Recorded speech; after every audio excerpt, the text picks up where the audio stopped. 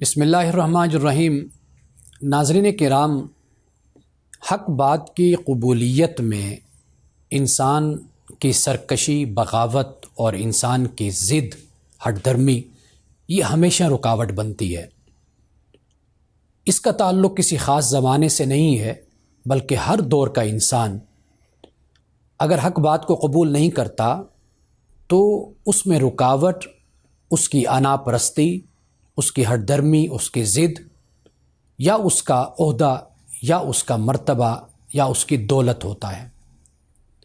یہ سب سے بڑی رکاوٹ بنتی ہے کہ انسان کسی بھی دور میں جیتا ہے، کسی بھی معاشرے میں رہتا ہے، اگر کوئی حق بات کہنے والا اس کو حق بات بتاتا ہے تو وہ بعض اوقات ایسا ہوتا ہے کہ وہ صرف اپنی ذاتی اناد اور بغض کی وجہ سے حق بات کا انکار کر دیتا ہے۔ اور یہی بات گزشتہ اقوام میں اللہ کے عذاب کا باعث بنتی رہی ہے۔ جب ہم قرآن مجید کا مطالعہ کرتے ہیں تو ہم دیکھتے ہیں کہ قوم یہود حضرت جبریل علیہ السلام کو اپنا دشمن خیال کرتی تھی۔ قوم یہود کا کہنا تھا کہ جبریل جب پیغمبر پہ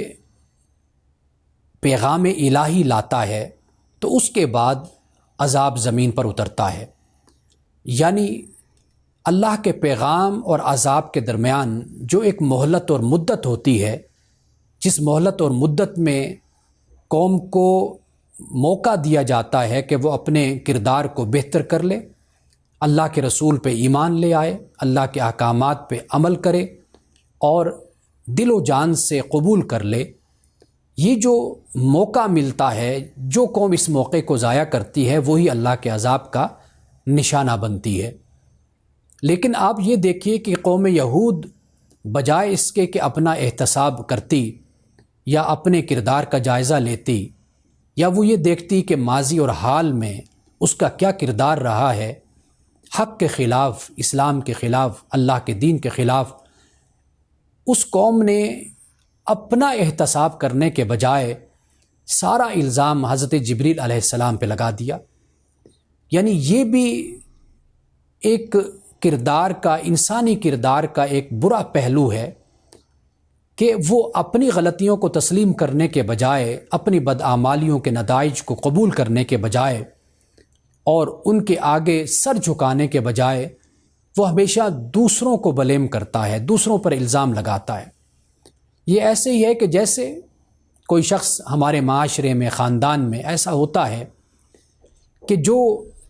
اپنی غلطیوں کو تسلیم کرنے کے بجائے اور اپنی غلطیوں کی صورت میں پیدا ہونے والے نتائج کو قبول کرنے کے بجائے وہ اپنی ناکامیوں کا الزام دوسروں کو دیتا ہے۔ یہ ایک فرد کی بات ہے۔ اگر اسی طرح اگر بحیثیت قوم کردار کو دیکھا جائے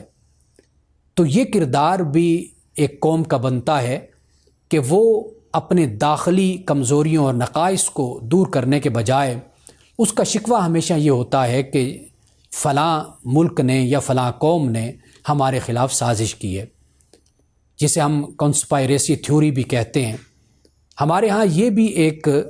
نظریہ عام ہے کہ ہم اپنی غلطی کو، اپنی کمزوری اور نقص کو دور کرنے کے بجائے ہمیشہ دوسری اقوام پر اس کی تہمت اور اس کا الزام لگاتے ہیں۔ قوم یہود کا بھی یہی رویہ تھا۔ قرآن پاک نے اس بات کو بیان کیا ہے۔ جو بہترین رویہ ہے اور سب سے اچھا رویہ ہے وہ یہی ہے کہ جو اللہ اور اس کے رسول کے نزدیک پسندیدہ ہے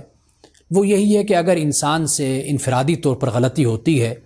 تو وہ تب بھی اللہ کی بارگاہ میں اپنی توبہ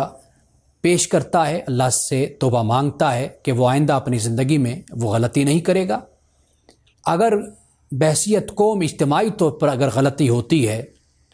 تو پھر بحیثیت قوم اللہ کی بارگاہ میں آ کر توبہ کی جاتی ہے، جسے ہم اجتماعی توبہ کہتے ہیں، اور آئندہ اس بات کا مصمم ارادہ کیا جاتا ہے کہ جو ماضی میں ہم سے غلطیاں اور کوتاہیاں ہوئیں آئندہ وہ ہم سے نہیں ہوں گی۔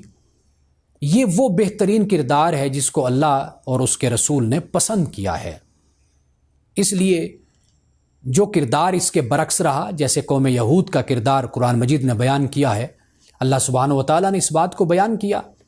کہ جب وہ اپنے احتساب پر آمادہ نہیں ہوئے، انہوں نے اپنی اصلاح نہیں کی